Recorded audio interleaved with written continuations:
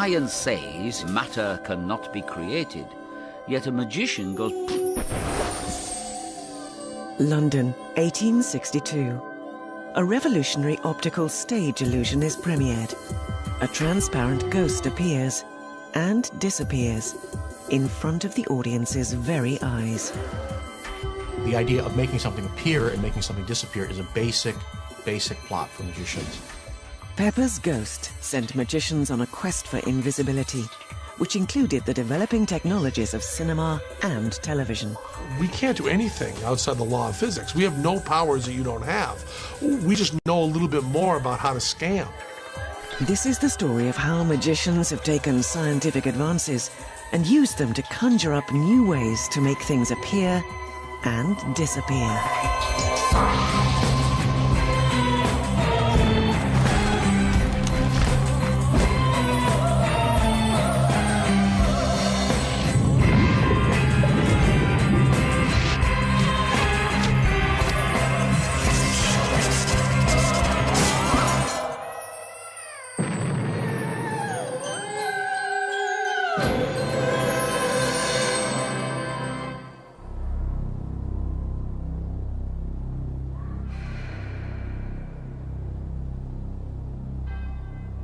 I think magic is a metaphor for life, you know, and at the beginning there's a big change, nothing is there, and then something is there.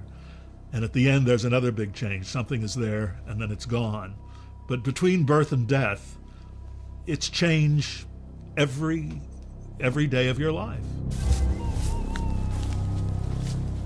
At the end of the 18th century, a new craze gripped Europe, a frightening entertainment that exploited our ancient dread of death and the afterlife, but which used very modern technology, the magic lantern. Optics can be used to create the appearance and disappearance of people. It can also be used to produce ghosts. Phantasmagoria was the creation of Etienne Gaspard Robinson. He claimed he could bring the dead back to life. Now, you wouldn't buy a ticket for this show. You would be met on the side of the road, and then you'd be led through a graveyard. He would take you through brambles and thorns and over broken down tombs and gravestones. And the whole process would disorientate you. You would be led through a door into a space which looked like a chapel. The illusion must have been enhanced by the atmosphere, this spooky, chilly, sepulchral auditorium. And then suddenly...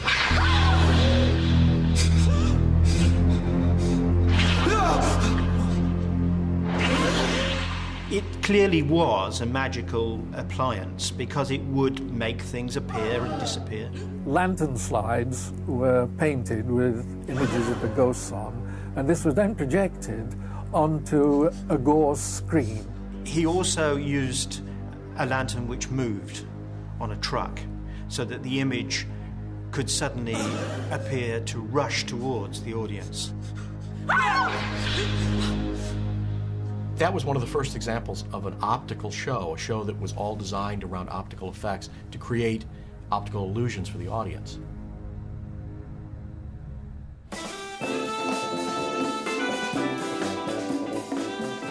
Magicians are always looking around for different ideas for their new act, things that will draw the public into their performances.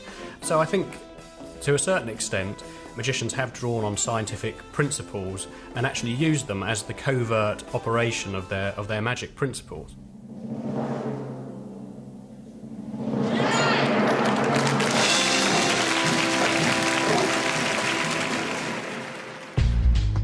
Magic doesn't exist in a vacuum. It's survived only when it's kept up to date, playing on the latest hopes, fears, interests, and knowledge of the audience.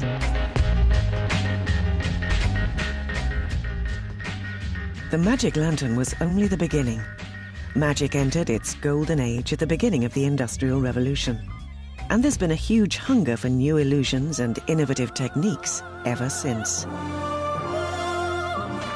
We've got to remember in the 18th century there was a lot of scientific progress at that time, so more and more people were becoming familiar with scientific principles. And in the early 19th century, the Industrial Revolution took off. And around them, they were seeing all the time scientific discoveries and progress. The 19th century world was fascinated by the possibilities of mechanization. This threw up a new type of magician who had scientific interests. The number one inventor in the world of magic, I would think, was Robert Houdin.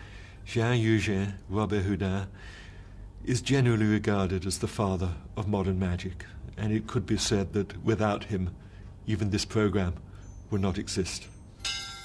He was a clockmaker, a designer of magic, and he could perform, so he was a triple threat. Before him, magicians had a rather lowly status, regarded as charlatans from the dark ages of superstition. But Robert Houdin brought a new respectability and technical innovation to the craft that influenced generations of magicians to come. In the middle years of the 19th century, he opened a small theatre of magic, and fashionable society flocked to see his very individual wonders. One of the highlights of Robert Houdin's performances were these magical automata. And automaton is a fancy word for wind-up figures, clockwork figures. But Robert Houdin's automata built on that and became magical. And they did things that no mere watchwork could have done. One automata that nobody could fathom was Antonio Diavolo, a mechanical puppet who possessed lifelike agility and appeared to be operating alone, isolated on a swing. He was called Antonio Diavolo after a famous circus trapeze performer of the day. Do understand that when Robert Houdin was working this, he was not using electricity. There were no computers to help him. Diavolo wowed the audience, which never quite knew whether he was acting alone. Robert Houdin's skill was such that people were prepared to believe he could indeed have created an automatic person who could actually think for himself. So the real art of Robert Houdin was not in building these clockwork devices. It was in taking the notion of a clockwork device and then changing it and making it magical for his audience. As soon as they thought this was an ordinary automaton, this was an ordinary wind-up motor operating this, they were fooled very badly because he had amazing secrets that were concealed inside those devices.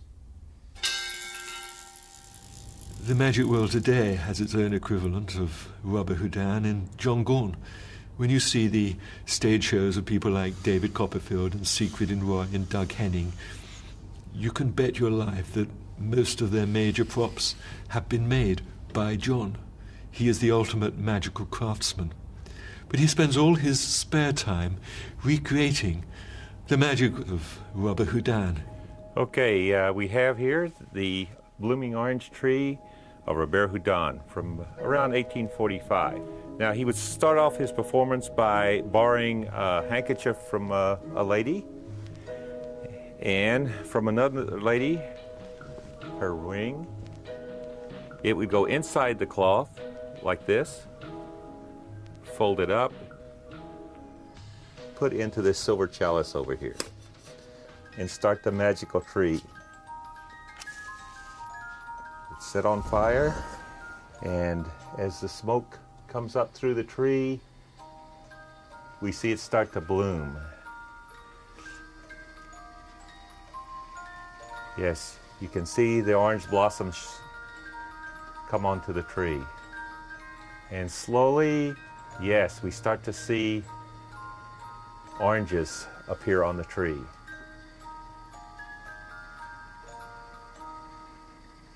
And the attention is called to the orange up on top, and lo and behold, it would open, and two butterflies would bring out the borrowed handkerchief with the borrowed ring inside. Very poetic. There was always more to Robert Houdin's automata performances than mere mechanics. These inscrutable machines provided fantastic misdirection opportunities for this accomplished performer, allowing him to combine clockwork with traditional sleight-of-hand magic to create the final effect. Automata became all the rage. In London, British magicians were soon creating similar mechanical marvels. For your amusement, apparently self-sufficient, mechanized people could play you at chess, paint your portrait, soothe you with music, or even beat you at whist. Life itself was being simulated.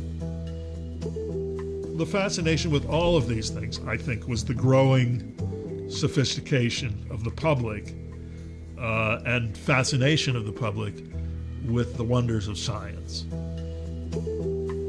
In the 19th century, scientists became A-list celebrities, and London's Royal Polytechnic Institution was a hot venue. Ladies and gentlemen, welcome to the Royal Polytechnic. The Polytechnic wasn't really a theatre, it was more a lecture hall. This was a venue where people would go to be educated at a level of popular science of the day. And there, a lot of ideas were developed. For example, Pepper's Ghost. Very clever indeed. John Henry Pepper was the entrepreneurial director of the Polytechnic in the mid-1800s. He came across a novel visual illusion that he thought would attract the public to his lectures.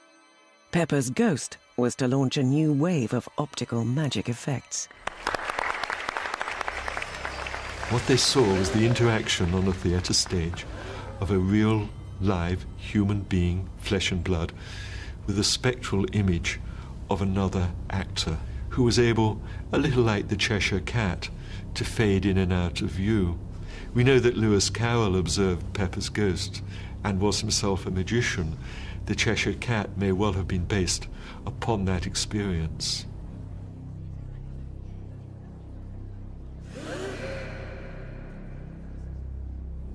It must have been absolutely incomprehensible to those people watching it. It was a real Victorian entertainment in the way that we don't have them today. You know, it was something that appealed on a scientific level, it appealed on an educational level, and yet it was absolutely sensational.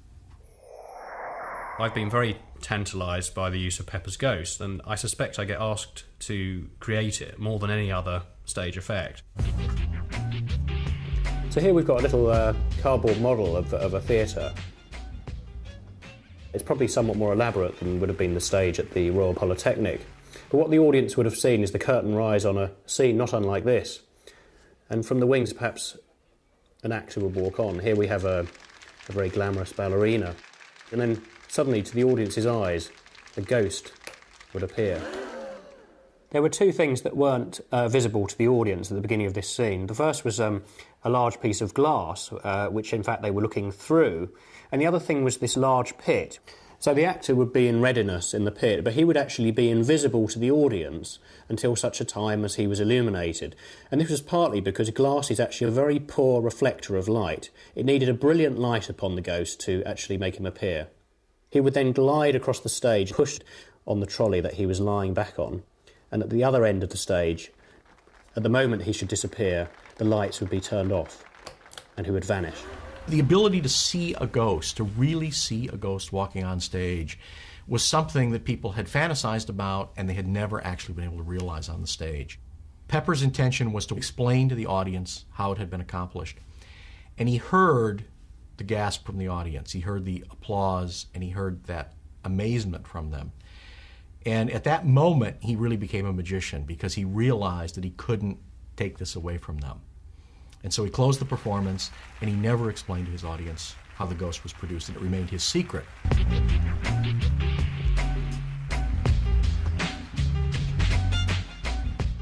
Magicians and illusion designers owe Pepper the Scientist a huge debt.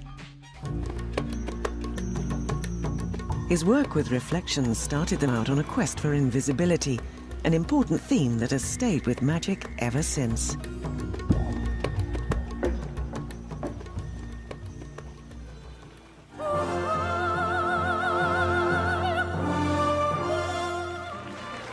The next occasion we see Professor Pepper encroaching upon the territory of the stage magician is 3 years later when he presented the Proteus Cabinet.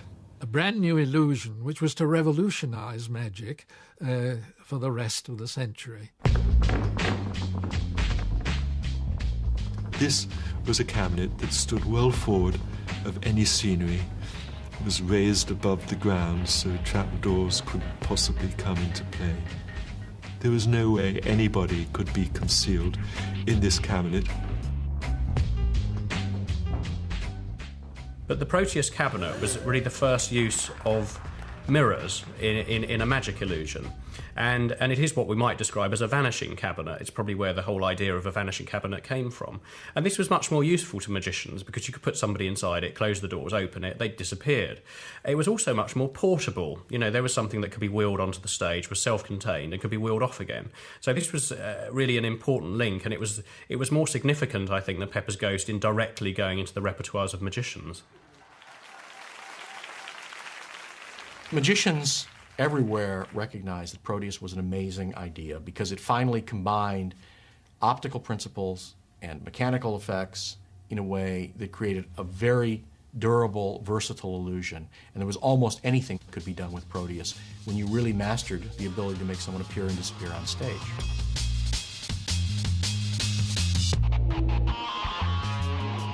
So suddenly, the whole idea of optics on a stage was within their grasp. They could really master invisibility, and now there was a whole new field opened up to them and a whole new range of effects for the first time.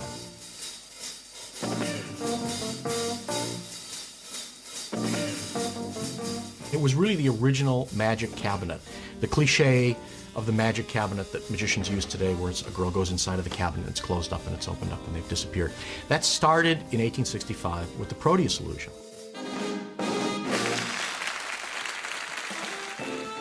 Although the magic cabinet might seem cliched today, when new, it caused a sensation.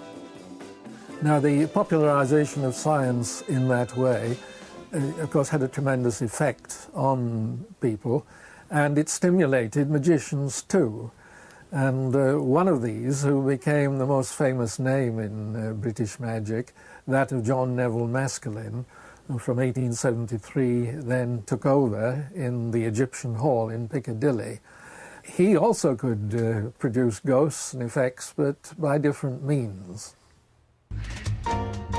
The Egyptian Hall was just a short walk from the Polytechnic, but it was a world away in terms of presentation. Maskelyne whipped up potentially dry scientific effects, adding Las Vegas-style excitement, humor, and razzmatazz.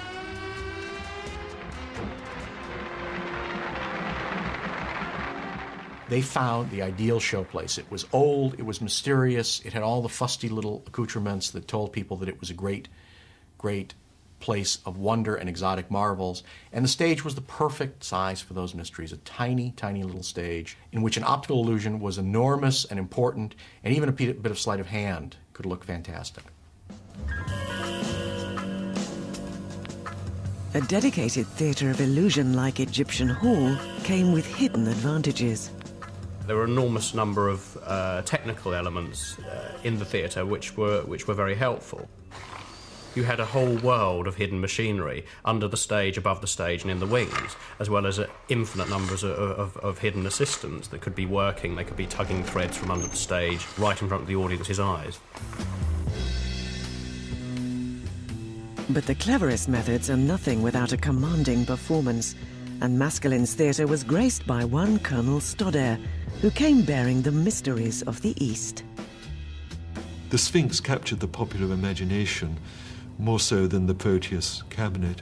It was written up in all the magazines of the day, became the subject of cartoons, political caricature. An illusion was good if it was intriguing and mysterious, but it could be great if it was in the hands of a great magician. And London rushed to see Colonel Stodare at the Egyptian Hall. And the build-up to this was wonderful. The advertisements in the Times said, "The Sphinx has just left Egypt." And it continued in this vein, and then eventually, on a day-by-day basis, the Sphinx has arrived at the Egyptian Hall. And it created an absolute sensation.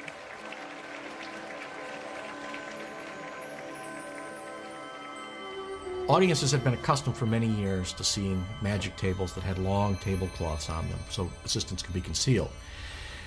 But when Stodare performed the Sphinx, he made it a point of using a very simple wooden table with simple thin legs so that everyone saw that it was isolated in the middle of the stage and there was no one that could approach it without being seen. He then opened the front door of the box, and there inside was the apparent effigy of an Egyptian. And Stodare very pointedly retired to an edge of the stage. Sphinx, awake. And then, to the surprise of the audience, this effigy's eyes opened, looked around. Everyone, through the very small theater in Egyptian Hall, you could hear the gasp of recognition that it really was a living head. The head was undoubtedly alive, and it spoke and nodded. He closed the door again, and with some patter that these things go back to whence they came, opened the door again. The head had gone, and all that was left was a little pile of ashes.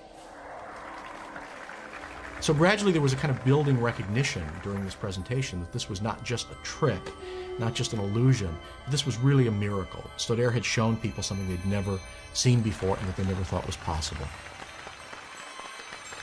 Now, the interesting thing about both the Proteus cabinet and the Sphinx is that the same method, the same secret, can serve us two totally different effects.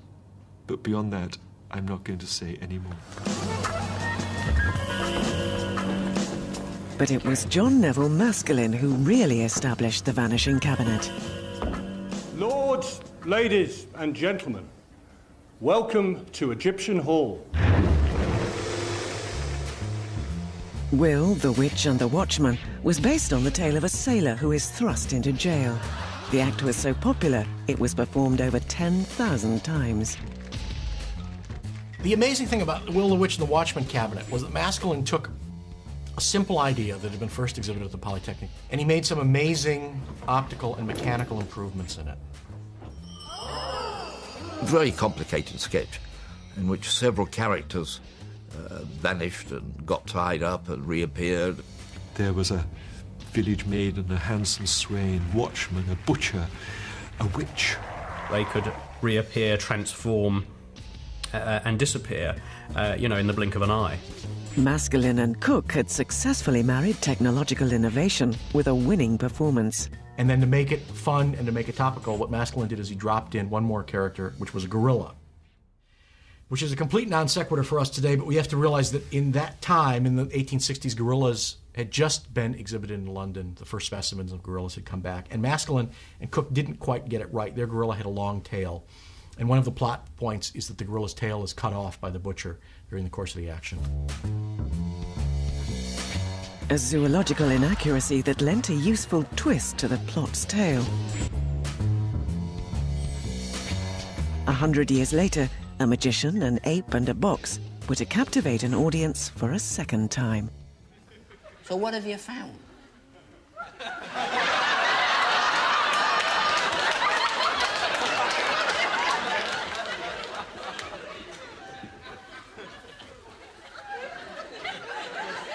Normally on this show we do not give away our deadly secrets, ladies and gentlemen, but in truth, as all the magicians' tricks are supposed to be done, this one was done with mirrors.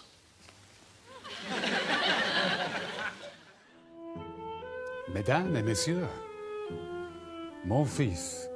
But sometimes performers have misled audiences intentionally by keeping one step ahead of public knowledge and exploiting scientific ignorance. Magicians often bamboozle the public with supposed science explanations for what they're doing. Perhaps the most notable of these was Robert Houdin, with his demonstration of the ethereal suspension in which he suspended his son on a single pole, supposedly under the influence of ether.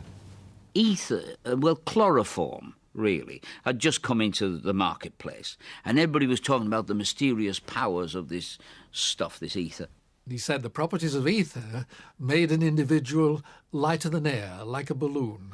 And so he had a bottle of it, and he waved it under the nose of his son, and then the boy floated in the air, you know.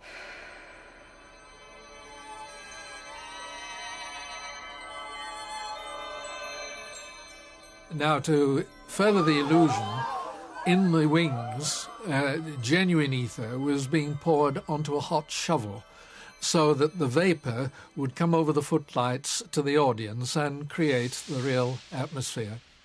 And so Robert Houdin used the suggestion of ether during his levitation to make it topical and to feed on this debate.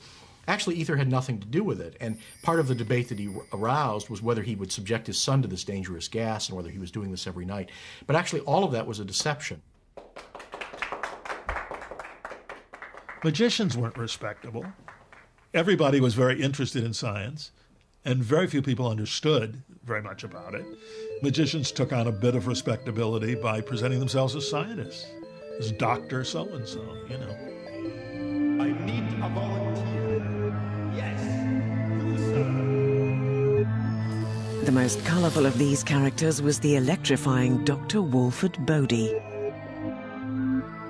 Bodie was a charlatan. Dr. Walford Bodie, MD. It didn't stand for Doctor of Medicine, it stood for Merry Devil or Master Deceptionist.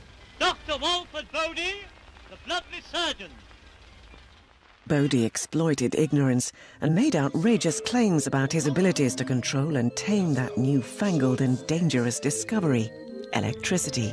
Now sit yourself down.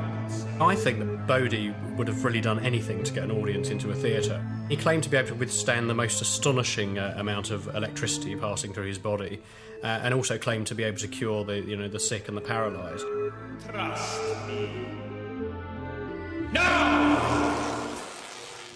So he used to get someone supposedly out of the audience, put them into the electric chair and fry them, essentially. And he was kind of capitalising on the popular backlash against how cruel this was. He used the properties of electricity, which of course at that time were a completely unknown entity to the vast majority of the populace. And the knowledge that a high voltage combined with a low amperage is not harmful in any way. But of course people are always very keen to see a bit of cruelty on the stage, and still are today. In actual fact, he was playing with his idea that he knew the audience would know a bit about electricity, but not enough to probably be ahead of him. And of course that is pretty much a staple even of magicians today. Magicians are rarely daunted when a whole new technology opens up magical possibilities. Most magicians have always taken science very seriously. Because we like to keep up with the latest developments. I mean, when there's something new comes on the horizon, we think, can I do a trick with that? We've always been in the forefront of the novelty things that there are. We tend to be pretty up to date. I mean, Devant brought film to London, the cinema. Maskelyne and Cooke were well established at the Egyptian Hall when, in 1893, they employed for the first time a man whom everyone who saw him regarded as the master. David Devant was Maskelyne's protégé and was to become the founding president of the Magic Circle. He was also, in many people's opinion, the greatest British magician ever. David Devant represented the new age in magic.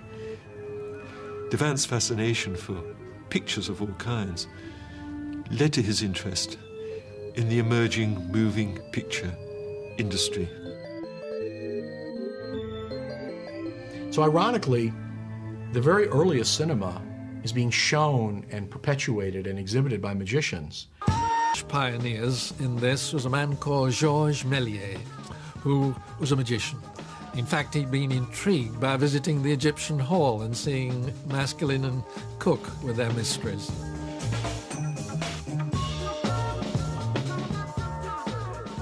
He came across the most amazing discovery.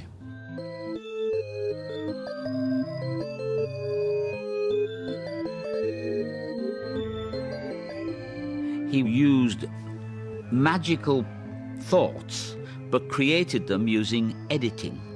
So that people would vanish, pow, and reappear, pow, because of his editing, you know, freeze the frame, get out of the shot, continue the shot, freeze the frame, bring him back. That's how he did the stuff.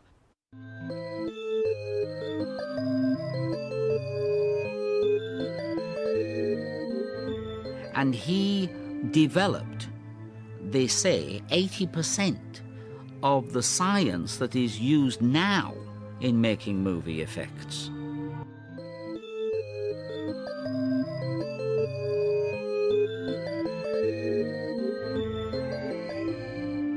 He does an illusion with his head on a table, which is a very similar image to the Sphinx of just a generation earlier.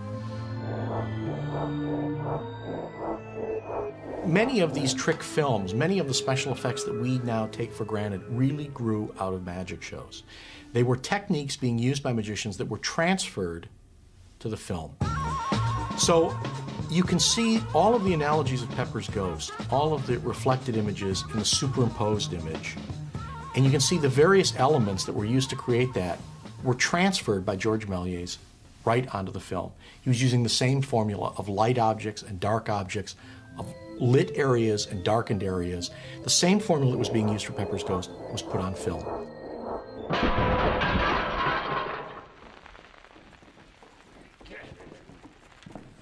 I think in many ways, many of the special effects and the experiences we have in cinemas are a little bit like magic tricks. That if you don't understand, you have never encountered that particular trick before, it will fool you. So as a modern audience, we look back at the turn of the century films and think, my goodness, how could anyone become absorbed in this? It looks absolutely terrible. But as a modern audience, we go to an IMAX theatre, we experience 3D, and it completely blows us away because it's new technology.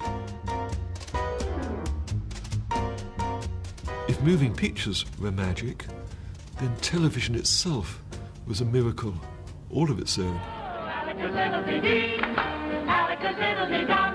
The magic land of Alakazam is one for everyone.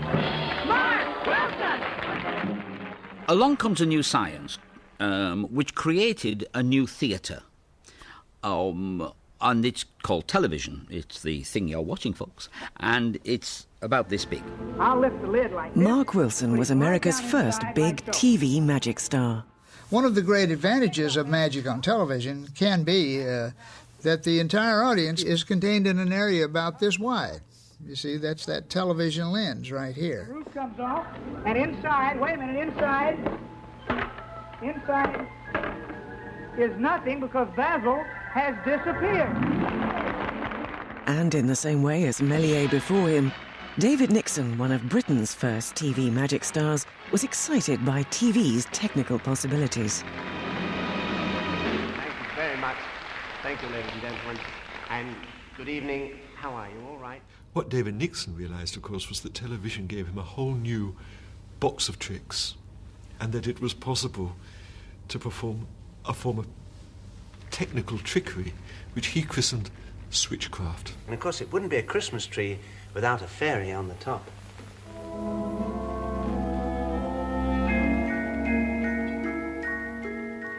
And right at the start of his show, David would have his hand like this, and a little girl would be, well, she was a big girl, really, but she was only this big, and she would be dancing. Today, it's hard to imagine what an impact a simple editing trick like this could make in the early days of TV. But I think he soon realised that if you started mixing camera trickery and, as it were, stagecraft or stage trickery, that the audience didn't really know where one stopped and the other began.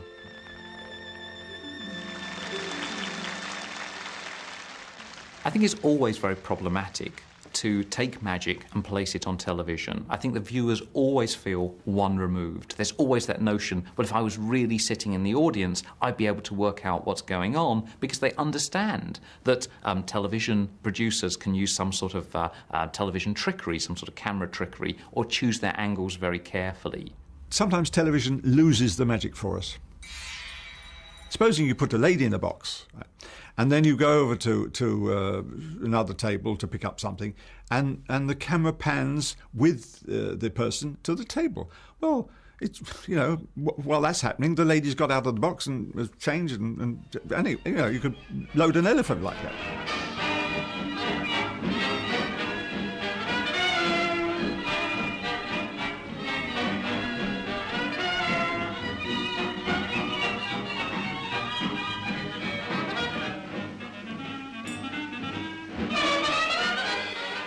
So a number of very ingenious magicians created the ground rules that made magic work on television, doing it with a live audience, doing it without any trick photography, giving them a sense that they're really there watching it happen.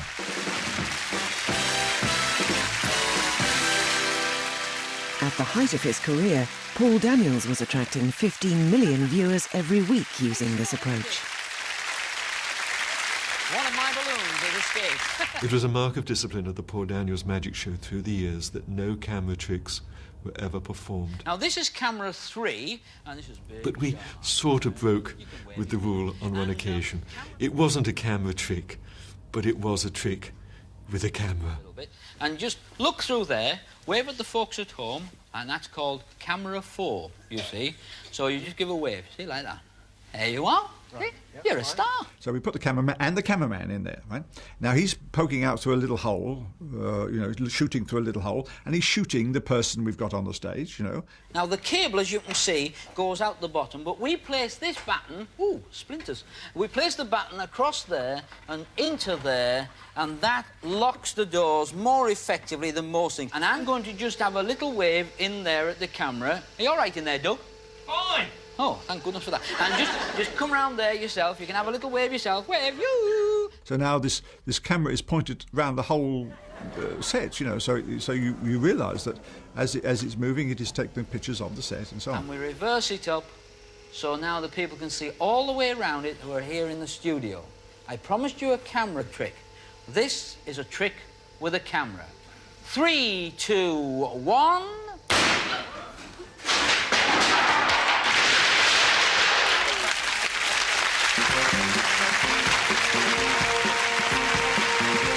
Doug Henning's World of Magic, starring Doug Henning.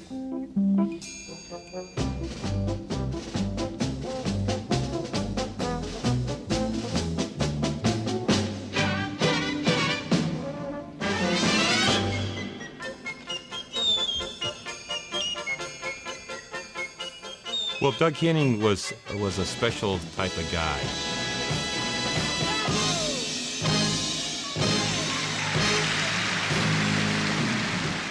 Here's a guy that really believed in magic. Doug Henning was America's preeminent star of the 1970s and was the first to have huge, extravagant TV magic specials built around him. Steady, girl. Steady. Now, ladies and gentlemen, something you'll never forget. In a few moments, you will see the elephant gone now!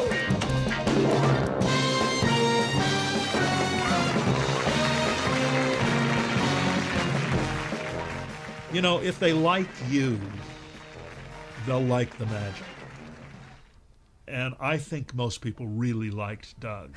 A lot of the, illusions that we've seen on television, a lot of people say, gosh, that's just not magic. It's the magic of television that actually does that. Has television been a help to your craft or actually been a Well, hurt it's it? been a great help because just imagine in one of our television shows, more people see me than saw Houdini in his whole lifetime. So it's very important to spread the magic. But also you have to be very careful that people don't expect trick photography and think it is. So I always try to do my shows in front of a live audience or do live shows. Like, this is a live show, so nobody could kind of gimmick the tape or anything like that. But although trick photography is an unacceptable lie to audiences, there is a different kind of lie that does rest at the heart of the relationship between the magician and his audience. Magicians are the only group of professionals in the world that lie to you and are honest about it. Here's a little trick with 4 ordinary wooden rings. The fellow had an ordinary handkerchief, and he put this handkerchief in his right-hand pocket. Your audience goes in to a theater with the understanding that they're going to be fooled, that they're going to see something that's not real. And they're saying, bring it on, show me. He's up to his hanky-hanky tricks again.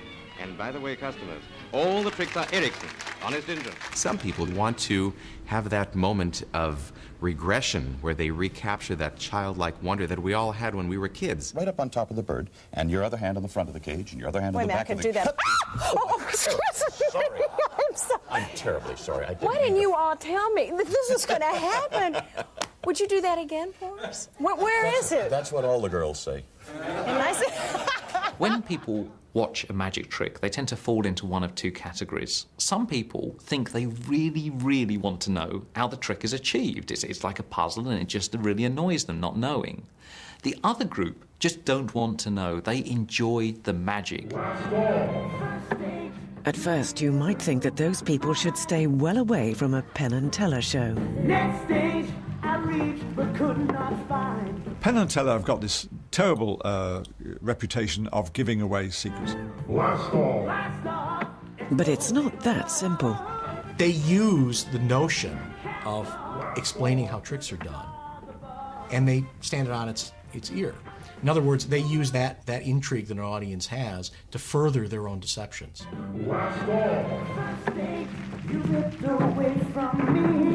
Show them how it's done, brother. There are no secrets in magic. There are no real, honest-to-goodness secrets in magic. When a box gets pushed out on stage and a woman comes out of it, everybody in the audience knows she was hidden in the box. You may not know how to build it, but you know she was hidden in the box. And for some reason, magicians think it's a deep mystery, whereas nobody knows how their TV works. People don't know how their toaster works, for Christ's sake. You know, that's like, oh, the refrigerator, how's it getting cold? Well, we're keeping that a secret from you. You don't have to. No one cares. Penn and Teller are no longer the bad boys of magic. There's a more recent form of disclosure, far more troubling to magicians. I would never deliberately reveal a secret to the general public. There are people who do it because it's a really easy way to make a living. It's that simple. They're not very clever at doing it, so they think it's clever to reveal the secret. You're about to see one of the world's top magicians break his code of silence and reveal some of magic's most closely guarded secrets. He will be known only as the Masked Magician.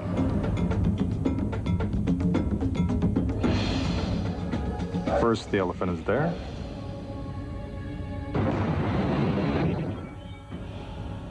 Then he's not. Have you figured it out? Well, here's how the trick is done. Now, the magicians at first were very, very angry. Of course, they were angry with me because they didn't understand my involvement, the truth behind my involvement. For his first trick, the masked magician will turn one of his assistants into a tiger. The magician selects an assistant and puts her into the cage.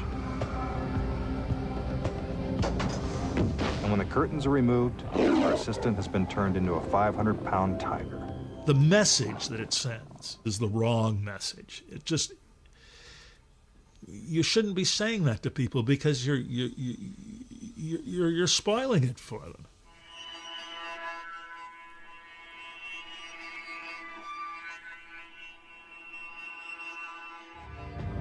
The idea is to prove to the audience that the lantern is empty.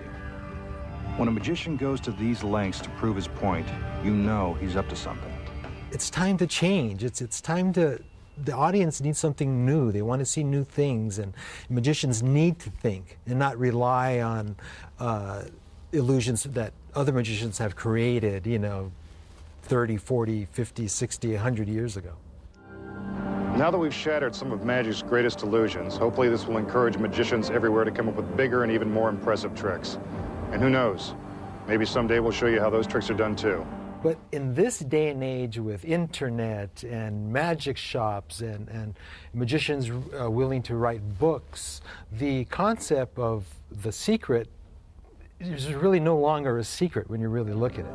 Okay, let's let the cat out of the bag and show you how the trick is done. You could always go to the library and you can always open up a book and you can always go to a magic shop and you can always find how simple those secrets are. But people don't do it. And the reason people don't do it is because it's not very interesting. So exposing secrets is a kind of formula for disappointment, and it always has been. we can't do anything outside the law of physics. We have no powers that you don't have. We just know a little bit more about how to scam. And the scams have grown to gargantuan proportions as magicians vie to outdo each other, vanishing bigger and bigger objects.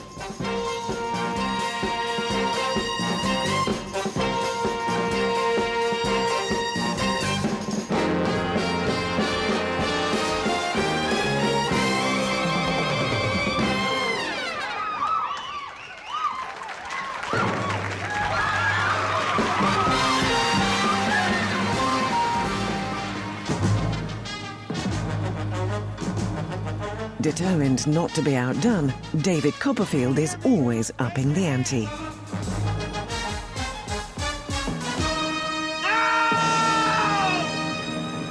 But there are always rivals. There's another magician who does similar things, who's still doing these things, like Franz Harari, who vanished the Taj Mahal.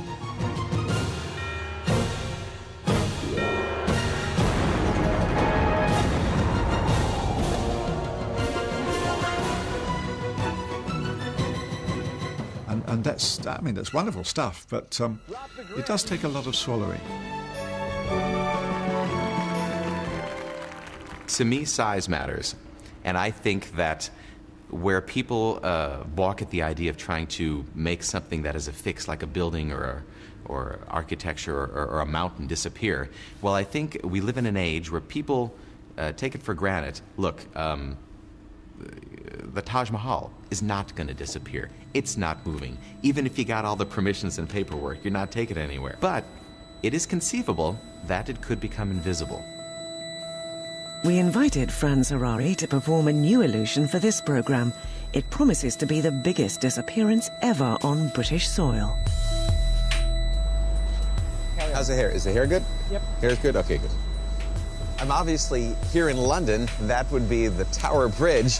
And the reason I'm here is for the past 15 years or so, I've made a pretty good name for myself doing a mega magic or mega illusions. A couple of years ago, I made the Taj Mahal disappear. Before that, it was the space shuttle. It's sort of become my thing. And I thought the Tower Bridge is such a universal icon. It is so emblematic of England that it'd be great to do something with this. Here it is. Ta-da! So what I did is I called 3 friends of mine who I've known forever. And whatever happens or wherever it goes, they're going to be right there with me. I know we talked about doing something that's very gritty here, like we get passers-by. We're doing it for a certain amount of people in a certain location. The illusion will not happen for everybody in London. It will only be for people at that location. Most illusions are over in the blink of an eye, but all rely on careful planning and a plausible setup. All right, let's get everything out of here. I don't want to break it. Yeah. You know what, guys? We're going to need a hell of a lot more space than this. Once you understand the formula, once you get the formula, and more importantly, the psychology, it doesn't matter if you know the secret or not, because beyond that, your brain is still going to mistranslate what it sees. I can tell you that we're going to use a certain amount of geometry, a certain amount of loss of depth perception, and a certain amount of color relationship. This is a mirror. These are common in bathrooms in the United States. Good, right there. Good. I think a little deductive reasoning will tell you we're not going to slide a giant mirror in front. But if you think about it, the geometry of human vision tells you that the further an object is away, the smaller it becomes in relationship to the rest of your environment. So without giving it away to you, the mirror may not need to be, 20 stories tall, Making something appear to disappear is the key to the success of a big-scale illusion. I think vanishing the Statue of Liberty is still one of the most talked about illusions in modern-day television magic. We constructed 2 scaffolding towers on Liberty Island in front of the statue and had a helicopter to give an aerial view of the illusion. David asked me, what do you think about this? I'm going to do the vanishing Statue of Liberty. And I said, well, Dave, I don't know whether you should do. I mean, it's right in the middle of New York, people all around, and maybe they'll see it vanish on the television show, but they're not going to see it vanish for real, with all these people around all the time. I didn't like the Statue of Liberty vanish. It didn't mean anything to me. I sum it all up by my dad when I called him up and said, "Are you going to watch Copperfield vanish the Statue of Liberty tonight?" My dad said, "Well, you know he's not going to vanish the Statue of Liberty." I think that's everything right there. Of course these things aren't really happening. The whole thing is a fantasy that there's a person called a magician who can create these wonders, and that you're there the night that it happens to happen, the night where everything is wonderful, and you've seen this miracle. It was an interesting project, and we built it right here at our shop, and it was a monumental piece, as you can imagine.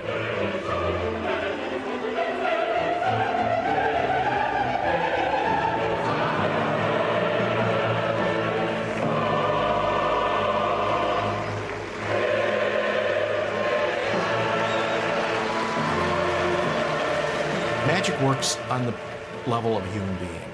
So normally, if one actually created a stage around the Statue of Liberty and performed that, the magician would be lost. The magician would be an insignificant part of that. But now on television, David Copperfield was able to frame himself in the foreground, frame the statue in the background, keep everything in focus, and keep everything part of the same image. And so for the first time, a large illusion like that was actually feasible and could be performed and could be presented with the same analogies of classic magic. One of the things that's come out of television magic is an understanding that audiences are quite sophisticated about what they're watching. I think what they understand is that they're watching a master magician and a masterful optical illusion that he's created, that he's mastered, and he's presenting to you. That is the suspension of disbelief that I'm asking for my audience to buy into. I'm not saying, look, I'm going to make Buckingham Palace vanish. It's not going to disappear. But it is possible that to your reality, for a brief moment, however long it may be, I can make it appear that it has been visible. All right, let's do it. Now. And the bottom line is, what you see becomes your reality.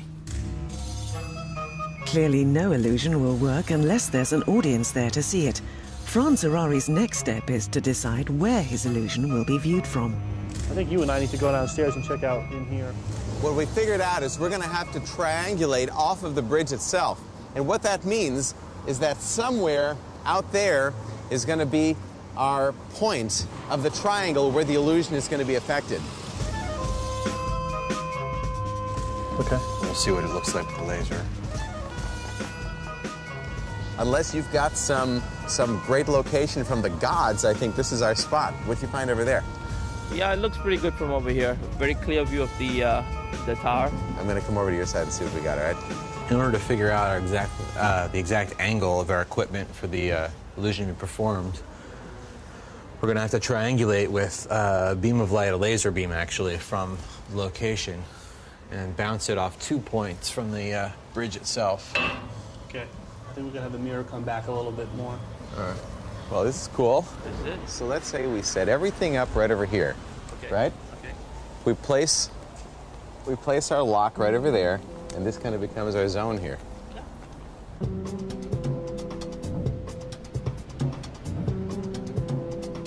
Our audience's field of vision for this illusion is going to be somewhat narrow, in fact, really narrow. So we need to be pretty accurate where I'm going to be and where our audience is going to be.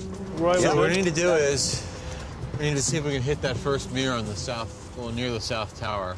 All right, let's do it. Laser test number 1. Rock and roll. Here we go. Live the dream. Oh! Hey, that sucks, huh? The idea here was that with a single laser and 3 points, we would be able to triangulate the exact location, which we're real close. I have a suggestion. I think to get a more definitive point of reference, I think we may want to just switch back to the old method. You want to use real old-fashioned surveying equipment? Well, it'll be more reliable than this right now.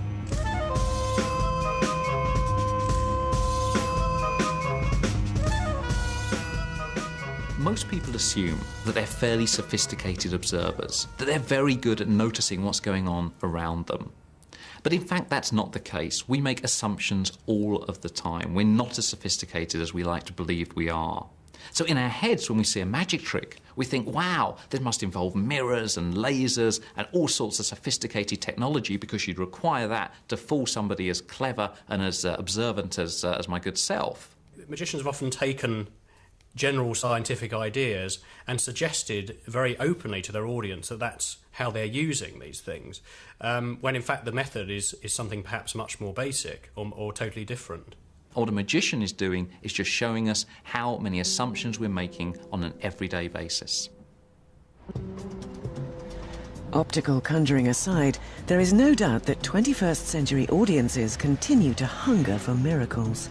Listen, we're gonna drop off Doug and Seth. It's the day of Franz Harari's illusion. Although Tower Bridge may have stood undisturbed for 110 years, today may be different. Doug, you there? I'm here, Franz. It's showtime. You got a whole thing? Yep. You can see Doug and Seth on either one of those caissons. We found our triangle, and this is pretty much what's going to determine where our kind of zone of the illusion, of the effect is going to be. It gives us about somewhere between 20 and 30 feet. The only thing we're missing is an audience. Ultimately, magic is all about the effect on the audience. It's about creating a moment of wonder in the audience's mind. That is really where the magic occurs. It occurs in the minds and the expressions of the people watching. And that also becomes the prover to the home audience that what they're watching is real. Hey guys, come on over, I want to show you something. You guys got a moment? Come with me, I want to show you something. How old are you? 13. 13, you married? No? Okay, just sure. This is, you know what this is, right? I'm going to see if I can't do a little magic with this pendant. Now to do it, I'm going to need some magic words. Abracadabra. Abracadabra is good. A little blow. Check this out. Gone. You can go back to your folks there. I'm going to try to do this one more time with a different bridge. Thanks, Fry. All right, Doug and Seth, you good? I'm good, Franz. I'm waving the flag and I'm on my mark. Looks beautiful. Yeah. All right. You're about to see something amazing. I hope. At the count of 3. 1, 2, 3. Oh my God! How do it look, Franz? Does it look good? Yeah, it looks good. We got it, guys.